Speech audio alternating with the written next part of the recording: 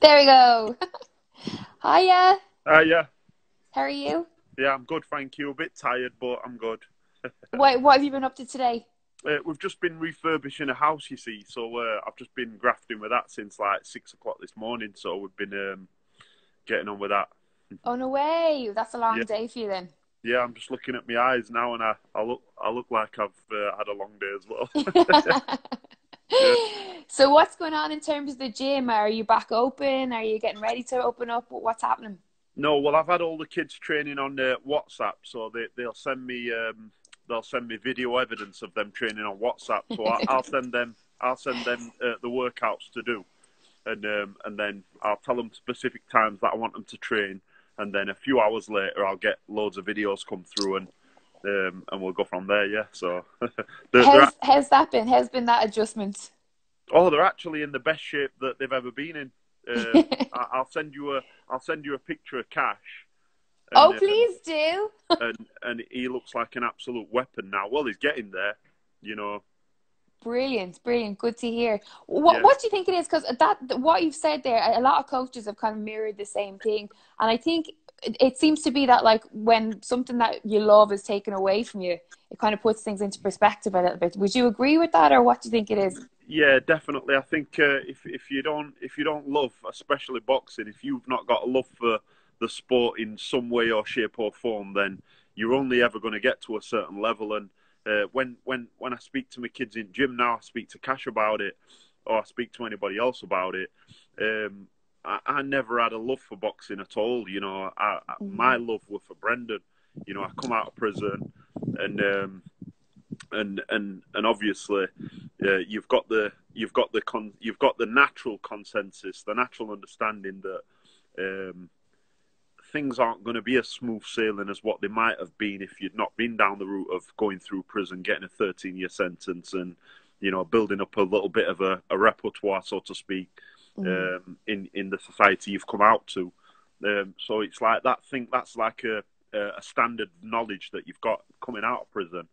And Brendan just embraced me with open arms. You know, from the day that I walked into the gym, I remember him approaching me, and I walked into the gym, and you're nervous. Anybody says that they're not nervous in a such a male predominant environment, where kids are walking around with an attitude, because that's what Brendan's trained them to do. Have a bit of an attitude to get in there and showcase the physical skills live in front of thousands, millions sometimes. Obviously, Brendan's been at the top level.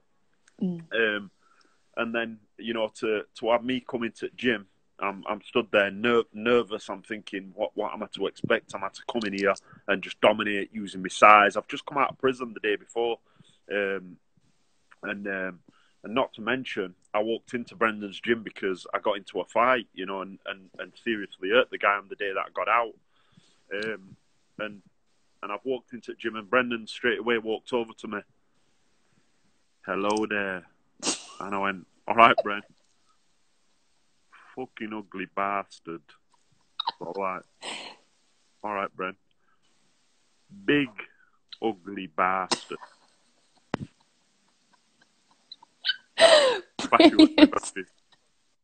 Right, okay, Bren. Big, ugly, black bastard. And I go, I kind of know that Brendan's full of these little shenanigans every now and again. So Now that you know, well, obviously you had the experience of him being your coach. What was he testing you for in that moment? well, he later said to me, he said, how do you feel when I say these words to you?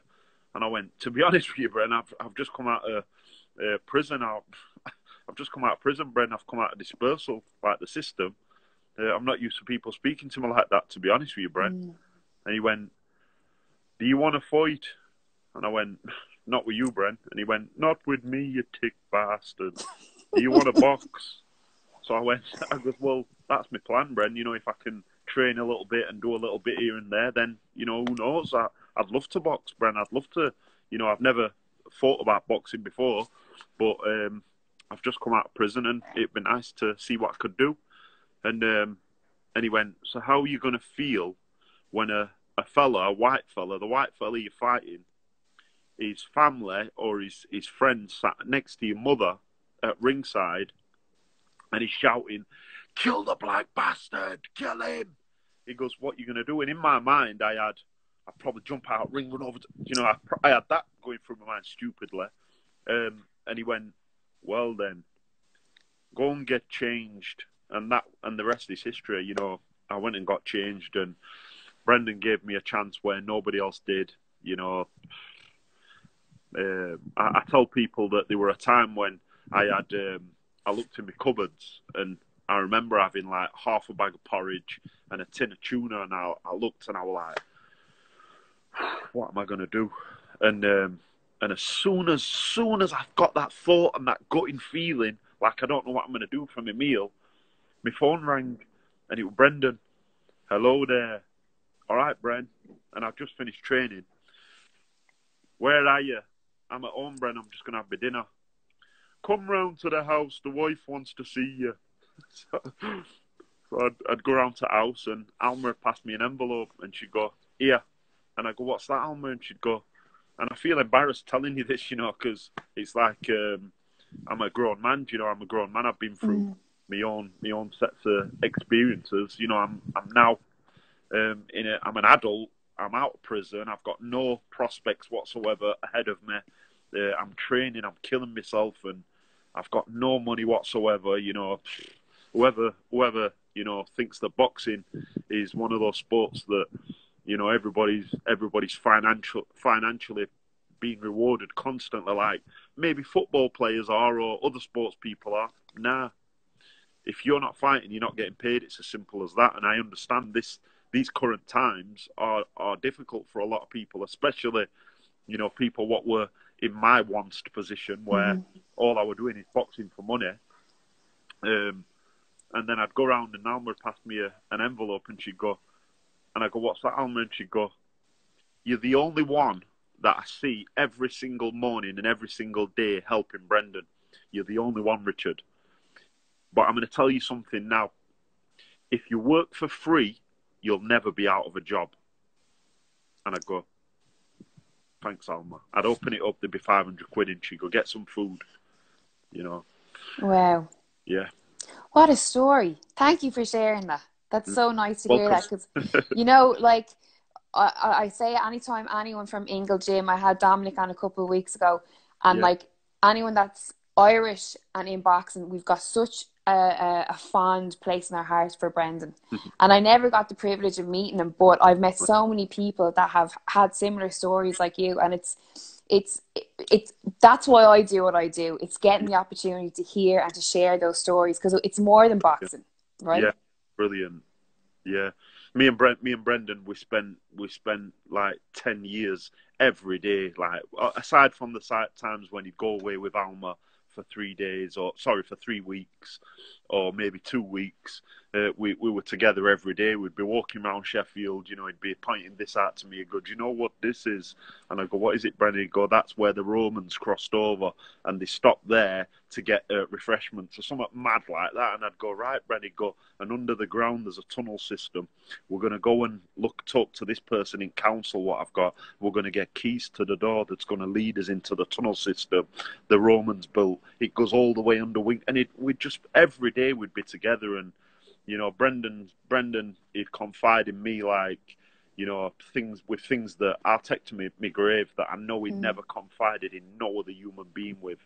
Yeah, not for the special pat on the back type thing, but for the the content of what he told me. I know that he'd not told anybody else, and I've got that. I can take that with me, and I'll like I say, I'll take that to me resting days, and still today. What do you think you saw in you, Richard? What do you think it was that led to you having such a close bond with him?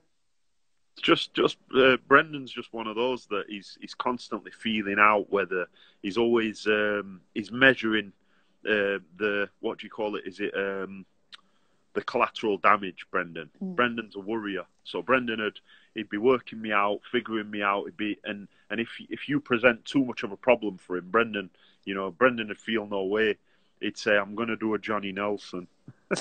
And what he meant by that is, whenever he'd take Johnny somewhere, Johnny would be talking, and there'd be loads of people. When you're fighting, you're in the public eye. Everybody wants a piece of you, and Johnny would go, and they'd be stood talking, and he'd be stood talking, and he'd be like that, and he'd be going, oh yeah.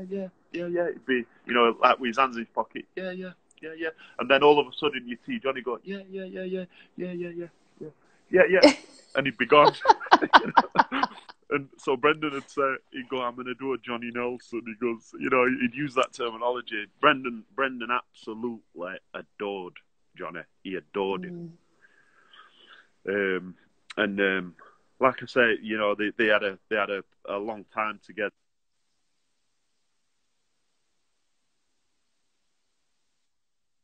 You're okay. Johnny and Brendan spent time together that can never be replaced. But I know that he absolutely adored Johnny to the heavens and back. You know. Did I? I got sidetracked then. Did I? No, I don't want to ask any questions. I just want to hear you talking about it. It's fantastic. It's just like getting an insight into a lot. You could never get enough stories of Brendan and Ingle doing. Oh man, yeah, I'm saying, yeah. What kind of qualities? You know, obviously you were in the heavyweight division yourself, but you've retired like what, 2 years now? Is it more than 2 years? About 2 years, yeah. I've retired, yeah. 2 years now coaching. What are some of I'm joking. Well, I think anyone who's retired, there's always a maybe. There's always like, you never know what might come through the door if the money's big enough. It's the street straighteners what I get caught up in. I'm looking at it. Want to fight? Yes, yeah, brilliant. No, I'm only joking. But what are some of the kind of main pointers, I suppose, that you've taken from that time at Ingle Gym? Because obviously, not only Ingle Gym, you work with Adam Booth, who's just so prestigious in his own right as well. So you've had the experience and the pleasure, I suppose, of working alongside these incredible members of boxing society. So what are the kind of traits that you take now into your own coaching role? Well, you know, with Brendan, what Brendan taught me, I'm first and foremost on boxing is about hitting and not being hit. You know, when you go into certain gyms, I won't name any names because I don't want to disrespect anybody, but when you go into certain gyms and you see kids all bashed up and this kid's known as being the tough kid on the block. Obviously, you've got to be tough boxing, no matter if you're boxing defensively, offensively, whatever. You've got to be tough to get through the training. Never mind the fight or the sparring. But Brendan always used to say to me to listen to me. He'd go, take no punches for anybody, Richard. Listen to me. If anybody tells you to take punches, Richard, they're your enemy. They're not your fucking friend. And I go, right, Brent. Because my mentality when I first went into gym were, right, okay, Brent. Because I think I'd ask him, you know, like stupid, naive questions. Like I go, Brent, you know, like when you get your nose broke, you know, does it affect your breathing? And if I get my jaw broke, Ben, will I be able to eat my food? And he'd go, listen to me, you fucking sick bastard. Take no shots for anyone. And I go, I won't, Brent, okay. You know, and he always, first and foremost. So now when I'm teaching kids and like kids, you know, we've got regular sparring, from heavyweight to strawweight. We've got sparring in my gym. And if I see one at kids take a shot, you know, they'll take a shot and I'll be like, stop. And I'll go, come over here. And they'll come over, they'll go, yes, Richard. And I'll go, why did you get caught then? And he go, because I didn't move my head. And I'll go, and they go, right. And then they'll go out and not get hit again. And it's competitive sparring. I'm an experienced fighter as well as, you know, experienced in life, so to speak, or in boxing. You know, mixing it up with people I've mixed it up with. So I realised that, you know, having a deep understanding, and this is something that Brendan never really went into. You had to figure things out for yourself. But having a deep understanding that, you know, we jab like this, and our posture and expression is like this to make this happen, or make them think this, or make them do this. And if you feign, it's to reveal what they're planning to do, or to see what their reaction will be. I'll go through everything with my kids, and Like now, even the training we're doing over WhatsApp, they'll send it me through, and I know that every time they ask for my opinion, or every time I give me opinion, I know they're probably like that on phone, you know. But I'll say to them, I'll go, listen, you know, it's the small attentions to detail that make the bigger picture, make the massive impacts on improvements you're trying to make. So, and it were Adam what showed me that. Adam Booth, obviously, we'll get on to Adam in a minute, but Brendan just taught me first and foremost, listen to everybody and everything, Richard, whether it good or bad, whether it be what to do or what not to do. Take everything on board, Richard. So I teach my kids the same thing, and you watch some of my kids and you'll see what level they're operating at, and they've not even had a fight yet, and you watch them and they're moving, you know. Was there ever a question in your mind about when you did decide to retire that you wouldn't go into coaching? Was it something that was just really natural?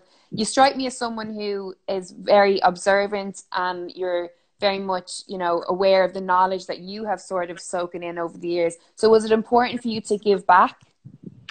Yeah, definitely. I always remember there were a time when Junior Witter were WBC champion, and we were all lined up. We'd just done a circuit, and I used to train with these smaller guys, Kid Gallard, Kel Brook, Sam O'Mason, Junior, loads of other different champions. And I remember all stood up, and we'd just done the circuit. I'd run. You can imagine I'm trying to keep up with all these young guys, you know, Kid Gallard, Barry.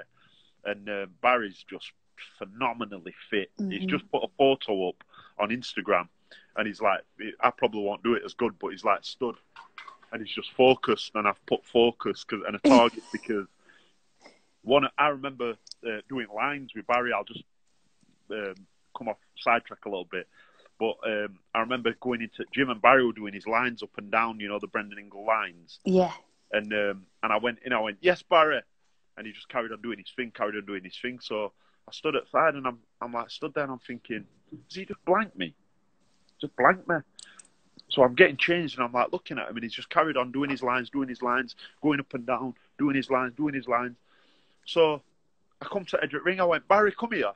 So he went, yeah, what's up, bro? What's up? So I went, have you just blanked me? So he went, come on, bro. He went, sort your head out, bro. He went, I'm doing my lines. He went, concentrate on boxing. And he don't realise what he told me that day. Well, I've got a problem with things that shouldn't even matter. And that was probably predominant, probably existing all the way through boxing. You know, I worried about things that, because I'd not had the experience of, you know, just get in and be the best fighter you can be. I remember fighting Lucas Brown, and I knew I weren't right for the fight. I don't want to make excuses. The better man won, but I remember getting it ring, and I was stood looking at him. I've got a chest infection. I think I had an ear infection, something like that. Not making excuses again. And I remember standing there, and I remember looking at his tattoos, thinking, has he had a new tattoo? He's not even bothered to have a shave. So with this guy, man, all right, I'm going to show this. Do you know, like, concentrating on crazy things like that? Yeah. And going back to Brendan, I remember being stood in a line. We'd just done a circuit. I was dead. And Brendan walked up everybody. He went to Barry. He didn't talk to Kel. Kel used to go up to him and go, all right, Brendan. He'd go, watch me fucking lips. Fuck off. You know, he didn't talk to Kel, you know. That was Brendan. Brendan wore his heart on his sleeve as well, you know. But he went to Barry. He went, you're going to be British, Commonwealth and European champion, and you'll be world champion if you keep your fucking feet on the ground. So went to the next one, said the same thing. Went to the next one, said the same thing. Went to Junior, you're a fantastic fucking world champion. Keep it up. Came to me and went, you'll make a fantastic coach. So I went, what the fuck, Bren? I went, a coach? I want to be world champion, Bren. So he went, listen to me, you fucking stupid, big, ugly bastard. There's nothing to stop you from becoming world champion, but you're fucking brilliant with people. You're brilliant with kids. And I didn't realise what he was telling me. Obviously, to hear that and in a competitive environment, and I've got all these, excuse my language, little bastards trying to Yeah. knock my ribs out. You know, that's the last thing you want to hear. But there were a deeper meaning. He could see things that I couldn't see, you know. And there's not as much immediate money in it, but I'm in coaching now, and I'm in it with full passion, full intent, full, like I say, everything, and something will come out of it, you know. If not cash, if not with Yassine, if not with Harrison, Jordan, if not with Jordan, Cheyenne, if not with Cheyenne, whatever other fighters walk through the door, you know. How do you prepare your fighters for the business of boxing? Because there's so much, obviously, passion in the gym, you know what I mean, and in the training and in the getting yourself under the bright light, should we say. And then once you turn pro, and if you're lucky enough to sign with the big promoters that are out there, I think it's very quick you learn that it's a business. Definitely. Well, what I teach my kids in gym is don't overthink things. If you're feeling nervous, that's a good thing. As much as nerves don't feel good, it's a good thing, because your dopamine levels are up, your serotonin levels are down, if we're speaking in chemical terms. And it don't make you feel good when your dopamine's pumping, and you need to quench it by whatever you're doing with whatever addiction you've got. You have to pump that dopamine. That's what keeps it pumping. It gives you feelings like adrenaline. It gives you feelings like you start shaking, your mouth goes dry, your skin goes pale, your heart's racing, in no particular order. It don't really necessarily feel nice a lot of time. You know, I suffered with nerves quite a lot boxing, you know. And I just told kids, I go, don't worry about it. And I'll go, everybody, what are nerves? And then all kids shout at the same time, nerves are your brain preparing your body for battle, Richard. And I go, boom. And even though they might not believe it, they might go, shut up, you big, you know, behind closed doors or whatever, under the breath, shut up. Eventually, if you've been told that over and over and over and over and over and over again, subconsciously, it's in the back of your mind, and it'll come to the front of your mind when the time counts. If they've been doing it from children, which I never did, then they're going to have a head start on people, because most fighters, not just myself, don't know how to deal with nerves. You know, like, what's wrong with me? I used to sit and think to myself, I think, am I a coward? Is there something wrong with me? Like, my heart's racing, and you know, I'm sparring with Tyson Fury, and he's like, is he ringing? We'd stand and talk before, and I go flipping it, man. I was just an open book. I go, we'll have a good spar today, yeah. And Tyson go, we'll have a good spar, and I go, well, I can't give you much of a spar, but I'll have a go. And he'd go, Richard, listen to me, man. He'd go, do you understand how hard you punch? And like, I'd be like, really? I never had any confidence in anything. And what I'm saying to you is I used to overthink things instead of just getting in there and enjoying yourself. Like now, I'll do a bit of sparring now, because I spar on regular occasion with people that turn up to spar with cash. I'll jump in and spar, and we'll do a bit of moving around and stuff, not mentioning any names, and because they've not damaged my face or broken any bones, so and I'm not even pro now. But now I just get in, and because I'm enjoying it, because I've got no pressure on me, like if I get knocked out by this fella now, I look a fool to all other kids in gym. I'm the teacher. I'm the head of the gym now.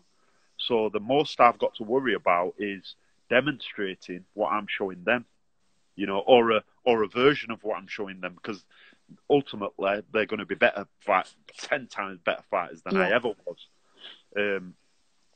But I'm enjoying it, and I enjoy practicing things, and I've got intention, and because I've took a back step and now I'm teaching, it's like I understand more about boxing than I ever did, or understand more about fighting than I ever did.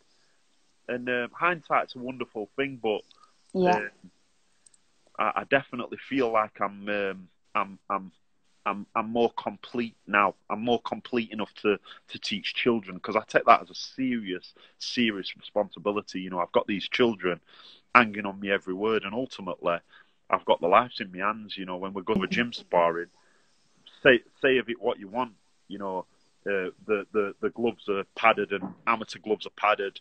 So let me tell you, if you get hit in the wrong place and you fall in the wrong way, you're brown bread. You're going to die. You know, you can die. But like I say, I'm enjoying it now, and because I'm enjoying it, I feel like I can teach the kids how to enjoy it more, and I think that's the main thing. Enjoy what you're doing, and enjoy looking the part and being the part. You know, because it's there's not many experiences like a professional fighter fighting in front of thousands, if not millions. There's not many better feelings of whatever you want to call it. Like good Absolutely. I agree with you. Well, while we were talking, everyone has an opportunity to send in some questions if they want to ask you a question at the end. So I'm just going to have a look now and see what... Tom Little has asked, has Dennis Hobson mentioned him and Cash fighting?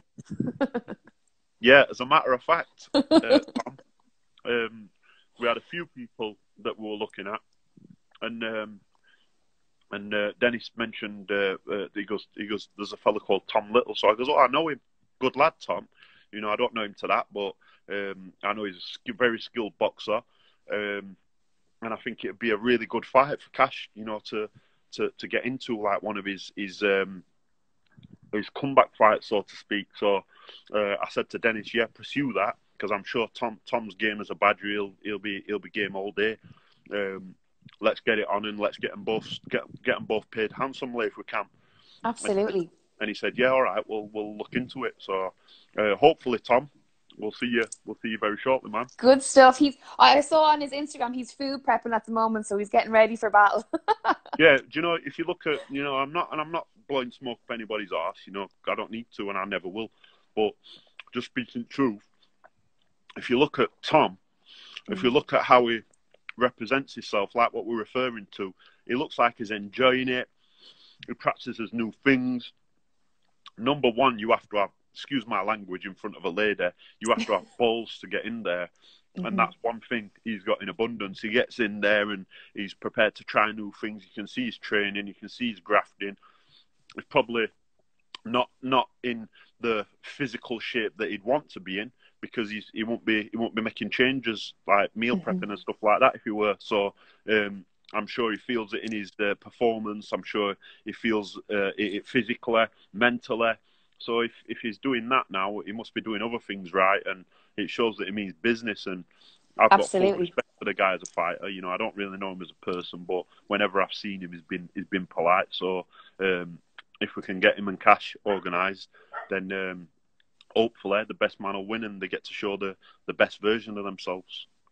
Absolutely. Ratman4971 has said, I met you once in Portaventura. You were a great man. Thank you. And he then asked, have you got any up-and-coming boxers in your gym that we should know about? Yeah, I've got a few. Yeah, I mentioned a few to you before, because one of the things that people will tell you if they're familiar with my regime and my gym, you know, I've had people come to the door and I'll go, what's happening, man? How you doing? And they'll come to the gym and they go, yeah, I'm good. And I'll go, and I look at them and I can see things in them, you know, that maybe call me judgmental, call me whatever you want to call me, but I look at them and I think, waste of time. And one of the indications is if they come in and they're looking at everything, and I've noticed that one of the things they're looking at is Cheyenne. Cheyenne's a fit, young, healthy girl, and she might be training, you know, in skimpy shorts or whatever sometimes. And you know, it's a common understanding. I understand males are going to look. I understand that, but let's not forget you're in a gym. You're in a called Fightcraft. That's my gym. But you're in a place where we're crafting champions. We're crafting killers. You know, and the kids have got this mentality. Some of the kids that we've got in gym now, Yassine in particular, he's only 14. I've took him to spar with kids what have had 30, 40 fights, 50 fights, even some kids that champions his weight. I think he's 45 kilogram I'm having him box at. And he just goes and he's just took to it. He's took to the punches coming at him. He's took to being hit and dealing with it and resetting himself. He's took to establishing himself with his jab. when he wants to put intention on his shots. You see, he puts his hip and his shoulder into it. He's always exiting after. He's got mean intention, that kid, and I, you know, I could be wrong.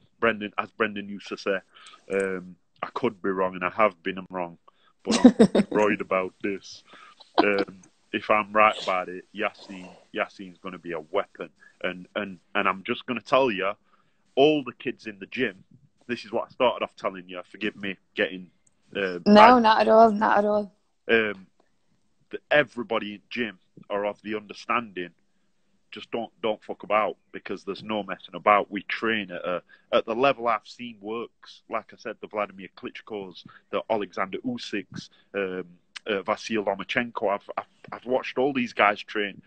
Andy Lee, Deontay Wilder, Tyson Fury. I've seen them all training, and I've seen what they've all done. Obviously, on the pieces of it. So the pieces I've seen, that's what I use, and we've got a high standard in our gym, and they're all living up to that standard. The ones that didn't live up to the standard, and without exaggeration, I've had hundreds walk through my door, and there's only 6 or 7 left. Every one of them is a prospect, and I'm not just saying that because so I don't hurt the feelings. I'm saying it because it's true. You know, they're grafting all the way through this COVID-19 situation. They've been grafting twice a day, sometimes 3 times a day, and it's showing now. You know, when little movements and how the shadow boxing, and obviously we've not had the sparring or the pad work and the immediate face-to-face stuff, but everything I've asked of them, they've done. If they've not done, then they're straight out the door with a as Yorkshire people would say, a big fuck off. Right, I'll just take one more question and then I'll let you get back to your DIY. Josh Smith has asked, he says, always love watching you fight. Glad to hear you're doing so well in coaching. He said your time with Adam Booth, he was synonymous of us knowing that he didn't just work with anyone. Did that fill you with confidence when you were in with them? Yeah, definitely. Adam's got a saying, and Adam would say, he'd say, the mark of a man is how he treats somebody that can do nothing for him. Yeah, well, that's a good one, right? Yeah, that's Adam's saying. But sometimes, like, Adam's a beast. Like, when it comes to negotiations and stuff like that. I remember being sat with Adam. I speak to Adam every day on FaceTime or on phone. You know, we speak every day. He's one of my closest and dearest friends. You know, I call him my brother. But anyway, I'd be sat with Adam sometimes, and somebody would walk up and they go, "Excuse me, could you please have a look at this?" And he'd go, "No, not interested." And they'd be like, "No, but you've not heard what I'm going to say." Go, "I'm not interested. Please, you know, walk on," or whatever. I'm probably giving Adam a misjustice here. He'd probably be sat there thinking, "I've never fucking done that." He does. Like, literally, I'm sat and I go, "Adam, like, you can't speak to people like that." And he go, "Richard, if you don't tell them exactly what you want or what you don't want, then you're just going to be sat here and wasting your time with these people." I remember Adam telling me a story about David A. And he said that David A got, this was before the European title fight where he knocked him out of a right hand. And he said that the sponsor had come on to David and basically said, "Oh, we'll sponsor you. We'll give you 25 grand. And Adam said to me, he went, "Richard," he goes, I won't tell you what he said, but he goes, "I was on my arse, Richard." He goes, "I was struggling." He goes, "There were me and my wife and we were living in a 1-bedroom flat. I was struggling." He goes, "David A was no different to me." He goes, "He were basically struggling. And this 25 grand, he goes, I weren't expecting nothing of it, but either of us could have done with that money." He goes, and David came to me and he said, "Right, this is a sponsorship deal." The fella said, "He'll give us 25 grand if we can do this." And Adam went, in famous Adam style, "No, tell him no." So David went, "Adam, like, I need this money. What are you talking about? I need the 25 grand. I need it." And he went, "Nope." He went, if you go that route," he went, I'm not part of it. The answer's no." So he goes, "Adam," and he went, "Listen to me, David." He went, I promise you, in 1 year, just 1 year, you'll look in your account and there'll be £1 million. Just hold it down. He went, I promise you, for 1 year, in 1 year's time, you'll have £1 million in your account, in the excess of £1 million. He said, around a year to that day that he said that, because David A listened to him. Mm. He said, around a year, David A, he had something like 4 or 5 million quid in his account. Do you know? That, What a story. Adam's a consummate professional. If Adam will only spend time on you, he'll only spend time with people that first and foremost have got something morally about them. If, you turn up to gym and, you make kids cry and you make fucking people cringe in the skin just walking past them, Adam will be first to tell you, there's nothing here for you. He'll be first to tell you. Brilliant. So I know that Adam's very particular, and I took it as a great privilege. But just one more thing, just to tell people what type of human being I'm talking about. I only went to spar with David A. Me and Deontay went to spar with David A. For 6 weeks, I think it were, for Tyson Fury fight. So it was my birthday. I think 4 weeks in, it was my birthday. Adam took me to a burger bar, and I went with David A, George Groves, and a few others. And we all sat down and ate burgers. And Adam said to me, Richard, he went, have you ever thought about moving down to London to see what could come of it for you? And I was like, in typical Sheffield accent, now. And Richard always take the piss out of me for. And he goes, Richard, I'm just saying to you, if you want to come down and stay with me and my family, you can. I like you. And that's where it went. I basically, after that, when I went down to London, I stayed with Adam, his wife, and his 2 baby girls. Jessica were 3 then, and I think Isabel were 6 or 7. No, she was 6 then. 5 or 6. She was 5 or 6. And this every single morning I'd wake up from the day I got there. Every morning I'd wake up, and Jessica is 3-year-old. She'd come hobbling upstairs, and she'd lie in bed. I'd be fast asleep. I'd wake up, and I'd look down, and she'd be killed up there. She'd be killed right up there, and just playing with me ear. That's what she used to do, I swear. And I'd be like, no way, wow. And that makes you feel a little bit uncomfortable, because you think, wait a minute, like what? But I love kids, and kids love me. It's and every single morning she'd be there, and I just have to literally just lie still and fall to sleep back uncomfortable, but just to make sure she was comfortable. And Adam had just come up, and he'd go, Richard, I saw Jess lying in bed with you. He goes, she loves you. He goes, I can see she's tucked to you. That just reaffirms exactly what I think about you. Wow. And bear in mind that Adam's, like I said, he's very, very particular, not just with boxers, but with characters in general. Sorry to go on so much anyway. No, brilliant. I could listen to you all night, absolutely.